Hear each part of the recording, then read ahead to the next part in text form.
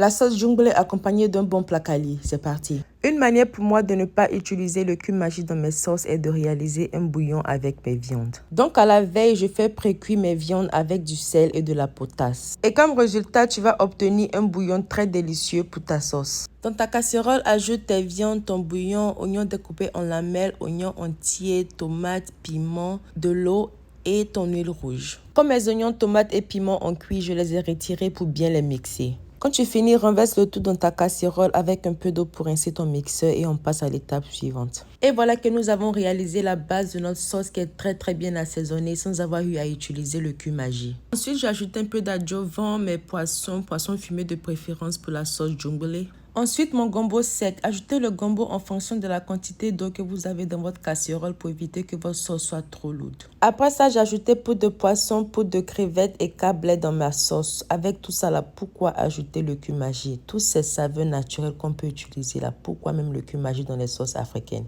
Anyways. Aussi, j'ai ajouté un peu de piment en poudre. Laisse ta sauce bien mijoter et pour savoir quand c'est cuit, tu vas observer des petites membranes très fines en haut de ta sauce et un peu d'huile qui va se déposer là-dessus. Quand c'est le cas, c'est prêt. Maintenant, pour ton plat calé, tu vas prendre ta pâte de manioc fermentée que tu vas ajouter de l'eau et bien mélanger. Et en mélangeant, essaie de retirer les tiges de manioc ou quoi que ce soit que tu vas voir. Ajoute de l'eau pour pouvoir obtenir une consistance comme ça et pendant la cuisson, tu pourras toujours ajouter plus d'eau. Mets ta casserole au feu à feu moyen, ajoute un peu de sel et commence à remuer constamment.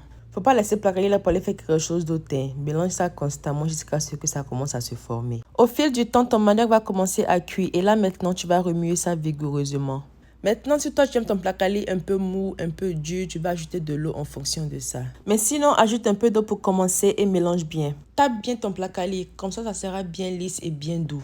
J'ai ajouté encore un peu d'eau dans le poumon et après quelques minutes de cuisson, mon plat quali est cuit. Et voilà comment un plat quali cuit se présente. La couleur ne sera plus blanche comme avant, mais du moins un peu transparente façon là. Pour servir, je préfère emballer mon plat quali dans du plastique pour rendre ça un peu plus présentable. Sinon, vous pouvez faire ça comme vous voulez. Il est maintenant temps de servir notre sauce. Il sentait tellement bon, très délicieux. Oh là là, je me suis régalée. C'est doudé. N'oublie pas d'utiliser mon code DELICE225 pour l'application TapTapSend et moi je vous dis à plus pour de nouvelles recettes. Bye guys!